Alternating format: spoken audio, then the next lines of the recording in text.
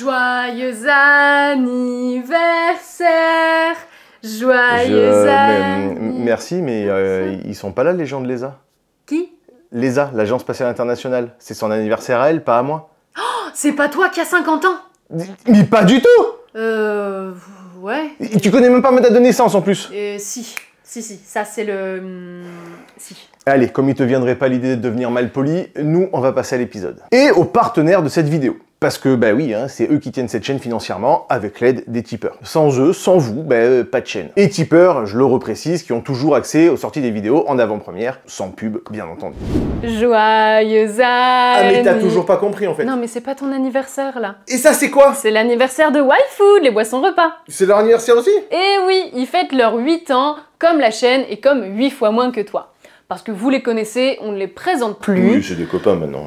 Mais L'été arrive, les journées de boulot sont longues, les grosses sessions gaming de 12 heures comme on les aime. Si, venez. Ou si vous partez vous faire un marathon Mission Impossible. Ah, t'es comme ça, tu pars au cinéma sans moi. Oui. Comme on n'a pas toujours le temps de se faire à manger, et plutôt que de boulotter n'importe quoi, surtout quand on est parti pour 3 heures de Tommy. T'as pris quoi? J'ai pris pour moi. Chut. Oui, bah je vais me faire un shaker. Et moi aussi j'adore shaker. YFood, c'est des bars et des boissons repas donc, mais également des poudres pour shaker parce que vous le savez ici, on adore shaker. C'est super pratique, vous pouvez mettre ça avec du lait classique ou du lait végétal et bim, une boisson repas. Vous avez différents goûts, du classique avec café, chocolat, vanille et du plus incroyable avec creamy cookie, funky peanuts et même fruity mango. Et bien entendu, tout ça en version vegan également. Et ça bien sûr c'est pour les boissons, mais ça vaut aussi pour les bars comme la merveilleuse saleté de caramel. Et l'incroyable également Dark Brownie, pardon, et d'autres encore. Pour découvrir, ou même si vous connaissez déjà, vous avez le pack découverte avec différents goûts, coco, choco vanille, fraise, café. Et une fois que vous trouvez votre petit préféré, bim, gros sachet dans ta bouille. Et là, vous êtes tranquille, hein, et en plus, avec l'été, petite boisson fraîche qui va bien. Et pour leur anniversaire, YFood met les petits plats dans les grands avec une promo aux petits oignons. Du 25, donc aujourd'hui, au 27 inclus, vous avez jusqu'à 30% de réduction sur tout le site. Sur tout le site? Ouais. Et en plus, avec mes 5% de réduction avec le code GENIUS YouTube. C'est le moment idéal pour découvrir, tester de nouvelles saveurs et faire un gros plein avant l'été. Parce que oui, ici, on prépare vraiment l'été.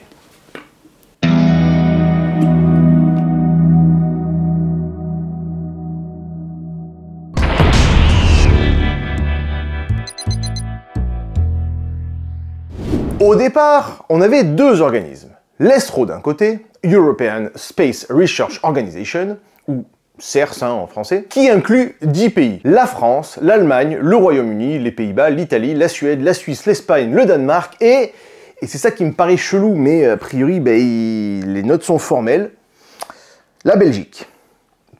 Créée en 1964, l'agence a développé 8 satellites scientifiques qui ont été lancés par la NASA, et c'est cette organisation qui servira de base à la future ESA. De l'autre, l'ELDO, en 64 aussi, ELDO pour European Launcher Development Organization, ou Centre européen pour la construction de lanceurs d'engins spatiaux, qui eux, donc, comme son nom l'indique, développent des fusées, des lanceurs, hein, plus exactement, pour les puristes parmi vous.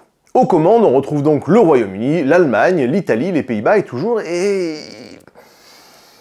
Il n'y a pas, la Belgique. Et plus surprenant encore, l'Australie, comme pour l'Eurovision, qui vont développer ensemble le lanceur baptisé Europa, dont le but sera de placer des satellites en orbite. Mais alors pourquoi l'ESRO n'est pas passé par eux plutôt que les lanceurs de la NASA? Eh bien parce que sur les 11 lancements du lanceur Europa, 6 ont été un échec. C'est un cauchemar!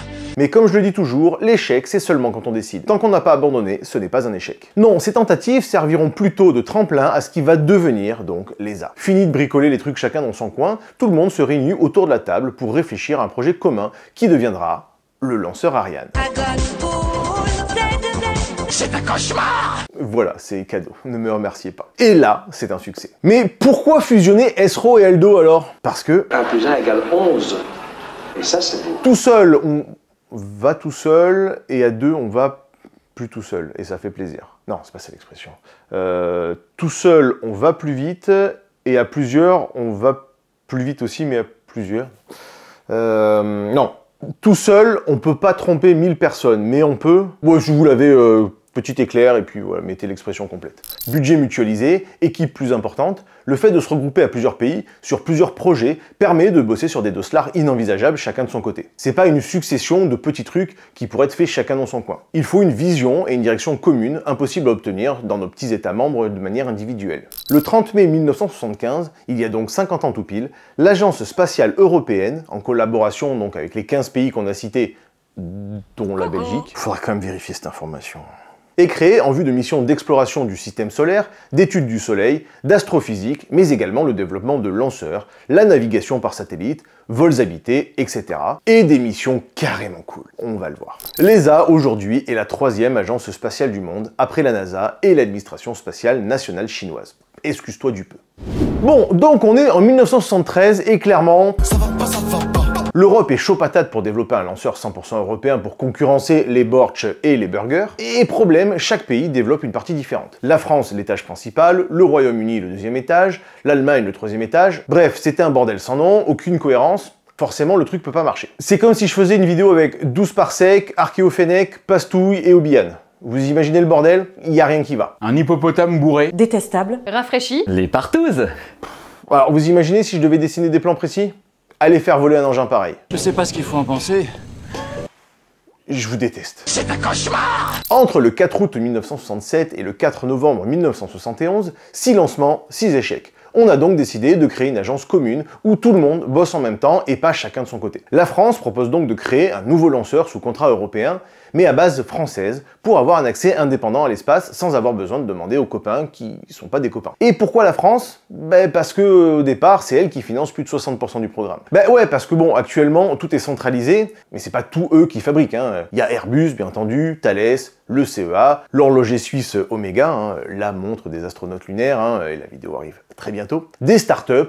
Donc le problème, c'est pas seulement de faire déléguer ou de fabriquer des trucs dans des endroits différents, c'est aussi le budget. Édith Cresson, alors ministre déléguée à l'industrie, propose le nom Ariane pour la future fusée européenne. Ariane comme dans Inception, bien entendu. Que vous pouvez retrouver dans la vidéo du frérot 12 parsec. Parce que oui, je fais de la pub pour les copains, moi. En même temps, ils regardent pas mes vidéos, donc je sais pas pourquoi je gueule ici. Je les déteste. Et Inception, dont vous pouvez retrouver les lieux de tournage directement sur mon appli de voyage Throttle, dispo sur iOS et Android. Et bim, le 24 décembre 1979, l'Europe envoie Ariane, son premier cadeau de Noël dans l'espace depuis sa base de lancement de Kourou en Guyane. Depuis, le programme Ariane, c'est un total de 263 vols, dont 12 échecs seulement, et près de 800 tonnes envoyées au firmament, avec des cargaisons aussi prestigieuses que le véhicule automatique de transfert européen, une charge utile de 20 tonnes en orbite basse, Viasat 2, Eutelsat 172B, en orbite géostationnaire, et bien entendu le sommet de l'Olympe, le Tom Cruise des engins, le JWST, lancé comme un symbole le 25 décembre 2021, dans une magnifique Ariane 5, cumulant à elle seule 117 lancements. Le lanceur était tellement puissant que le télescope est même arrivé en avance sur son point de largage. Et bien entendu, avant ça, les lanceurs Ariane 5 ont également mis sur orbite notre système de navigation européen, Galileo. Galileo, on a déjà fait une vidéo complète sur la chaîne, c'est le système de navigation par satellite européen, le GPS quoi.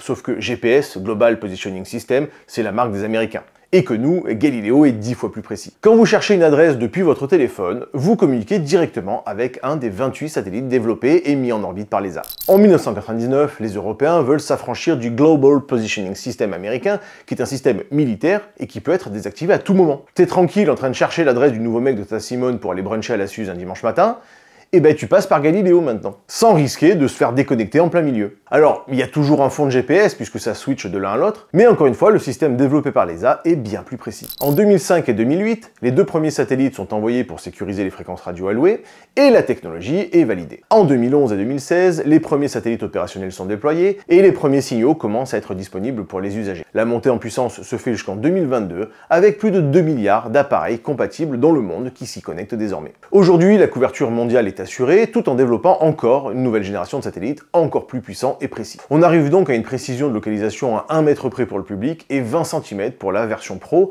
pour un budget de 10 milliards d'euros sur le global. Et pour la petite anecdote, chaque satellite Galileo transporte 3 horloges atomiques, une au rubidium et 3 à l'hydrogène qui sont les plus précises jamais envoyées dans l'espace. On perd 1 seconde tous les 3 millions d'années en gros. Parce que oui, les satellites ont besoin d'horloges ultra précises. Je rentre pas dans le détail, vous avez la vidéo complète sur les horloges atomiques chez le frangin Obian. Parce que oui, je fais de la pub pour les vidéos des copains, moi. En même temps, il regarde pas mes vidéos, je sais pas pourquoi je gueule ici, je le déteste. Mais l'ESA, c'est aussi la conquête de Mars. Il n'y a pas que la NASA, Elon Musk et Matt Damon qui y sont allés s'y balader. Ou qui veulent.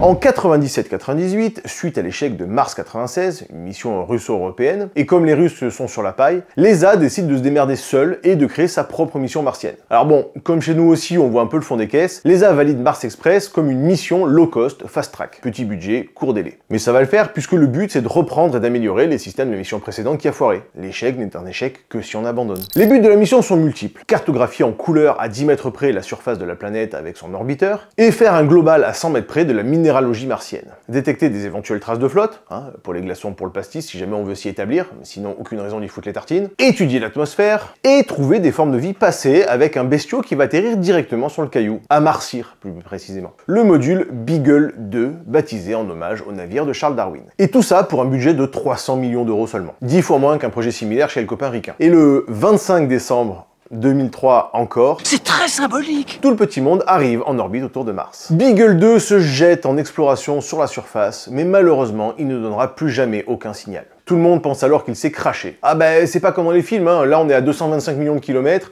si le signal passe pas, pour X raison, il n'y a aucun moyen de savoir ce qui s'est passé. Mais surprise, en 2015, les images de la NASA montrent qu'en fait il s'est bien posé, mais c'est juste que ses panneaux solaires se sont pas totalement ouverts, empêchant donc la communication. Dommage. 23 ans plus tard, la mission a effectué plus de 25 000 orbites et a récolté plusieurs pétaoctets de données et a cartographié les gisements de glace au pôle sud, détecté une couche d'eau liquide souterraine et a aussi servi de relais radio pour les missions américaines Spirit, Opportunity et même Curiosity. Pas mal pour une mission low cost, fast track. Mais si ça c'était une petite mission sympa, l'ESA a aussi activement participé à la mission phare de ces dernières décennies, le télescope spatial JWST. Pareil, le JWST, encore une fois, on y a consacré une vidéo entière. Si le satellite n'est pas un bébé de l'ESA, c'est bien un lanceur Ariane européen qui l'a envoyé, mais pas seulement. L'ESA a également développé de nombreux équipements. L'agence a rejoint officiellement le projet en 2002 et s'est occupée de nombreux tests, de certains redesigns et carrément de la conception d'un instrument comme le NIRSPEC, Near Infrared Spectrograph, qui permet de décomposer la lumière d'objets lointains, milliers de longueurs d'onde, un truc essentiel pour détecter les atmosphères d'exoplanètes par exemple, ou dans les premières galaxies, mais également le MIRI, Mid Infrared Instrument. Et là encore, en collaboration, mais pas forcément avec des agences spatiales, mais d'autres institutions comme le CEA en France. En contrepartie, les Européens ont droit à au moins 15% du temps d'observation. Bah ouais, parce que le truc il est là-haut, c'est bien sympa, mais tout le monde n'y a pas accès en même temps. T'as une liste d'attente, tu soumets un projet et on te file un créneau. Ensuite, tu calibres les trucs pour qu'ils t'envoient les infos dont tu as besoin, et la liste est forcément longue.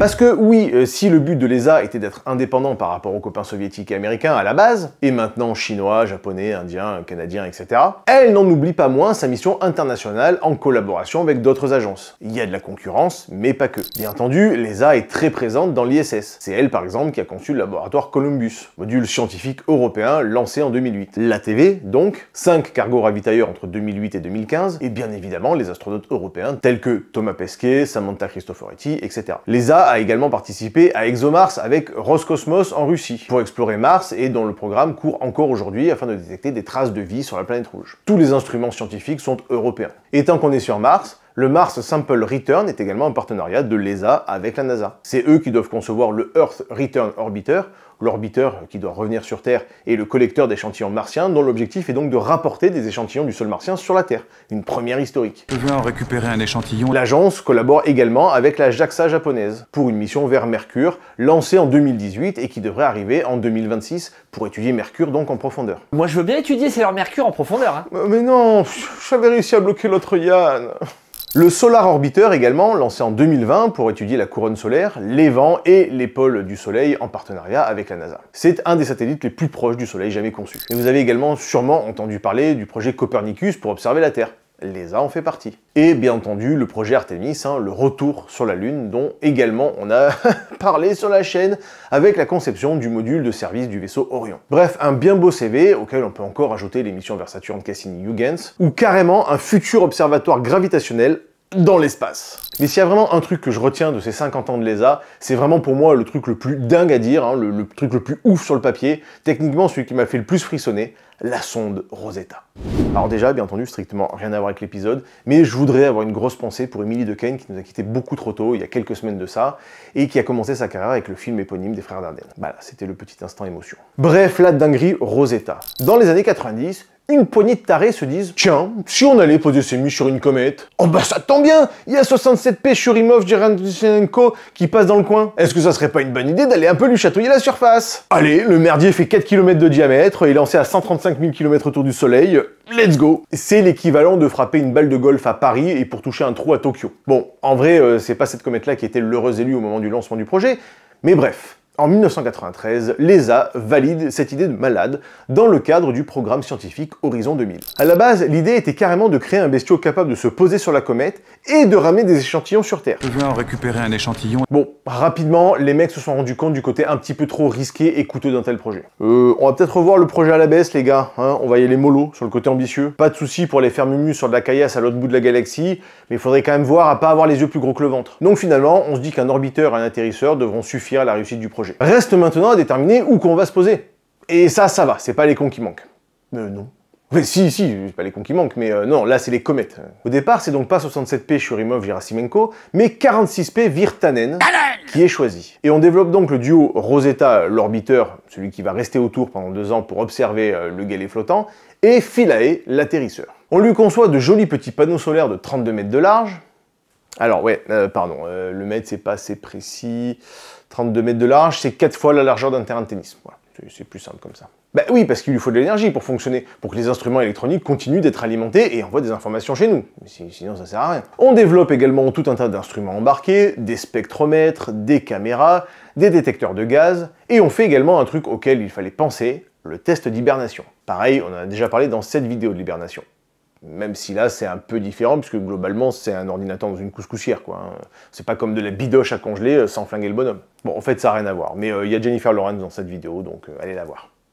Oui, l'hibernation, parce que pendant les 10 ans où elle va traverser l'espace en direction de la comète, il va falloir mettre la sonde en veille et être sûr qu'elle se rallume bien une fois là-bas. Et ça fait aussi partie des missions de l'ESA sur ce gros projet. Bref, tout avance très bien, on bichonne les 2 bébés, mais en décembre 2002, le coup dur. Le vol 157 d'Ariane 5 échoue. Ça doit être la tise du culbuteur qui paraît. Et le lancement de Rosetta était prévu pour janvier 2003. Il faut donc repousser à plus tard. Problème, la comète 46P Virtanen n'attend pas. Il faut donc trouver une nouvelle cible. Ce sera 67P Churyumov Gerasimenko, bien plus grosse et plus active, et surtout bien plus choupie avec sa forme de cacahuète. Mais qui dit cible différente dit également une trajectoire différente et des calculs de navigation à revoir intégralement. Rosetta décolle finalement avec 1 an et demi de retard. Oh là là là là, le père de Flamanville a pris du retard. C'est bien la preuve que le nucléaire c'est du caca. En 2004, Rosetta décolle de Kourou en Guyane pour une croisière de 10 ans. Elle passe proche de Mars et de 2 astéroïdes avant d'être mise en veille prolongée entre 2011 et 2014. Tiens, comme moi d'ailleurs. Qu'est-ce que j'ai bien pu foutre entre 2011 et 2014 ? Ah non, ça va. En août de cette même année, Rosetta a rejoint la comète à 500 millions de kilomètres de la Terre. On stabilise l'orbite et on envoie Philae se poser sur la comète. Une première mondiale. Le premier atterrissage de l'histoire sur un noyau cométaire. Est-ce que vous vous rendez compte de la dinguerie du truc? C'est dingue, t'imagines? On a envoyé une sonde à 500 millions de kilomètres pour faire atterrir un truc dessus. Quand je vous dis que le génie est partout, c'est pas forcément de ça que je parle, mais putain! C'est juste hallucinant ce que l'esprit humain est capable de mettre bout à bout pour arriver à ce genre de prouesse absolument incroyable. Alors ouais, bon ok, je sais ce que vous allez me dire. Oui, le truc s'est pas posé correctement, tout ça... Les harpons de Philae étaient défectueux et il a rebondi 2 fois avant de finir sa course dans une crevasse sombre. Ok. Mais il a quand même réussi à transmettre des données scientifiques essentielles pendant plus de 60 heures. Rosetta a ensuite continué son orbite autour de la comète pendant 2 ans et a transmis des données cruciales avant d'aller s'endormir sur sa nouvelle compagne pour le reste de l'éternité. Repose en paix, vieux frère. On a découvert sur la comète des molécules organiques complexes comme la glycine, une des briques essentielles de la vie, la confirmation que les comètes contiennent des ingrédients prébiotiques aussi très importants pour la vie, mais également, surprise, le fait que la comète n'a pas la même signature isotopique que l'eau terrestre. On a longtemps pensé que la Terre était née toute sèche et que les comètes avaient apporté de l'eau, mais visiblement c'est pas le cas. C'est pas la même eau qu'on a sur Terre et dans les comètes. Et c'est la première fois qu'on voit des images ultra détaillées de la surface d'une comète. Il y a plein de terrains variés, on voit de l'érosion, il y a des jets de gaz, et tous ces éléments-là nous permettent de mieux comprendre la formation du système solaire. Et c'est grâce à l'ESA qu'on doit tout ça. On a même capté le chant de la comète, un son bizarre d'ondes magnétiques, qu'on a bien entendu retoucher pour que ce soit audible, mais c'est quand même carrément cool.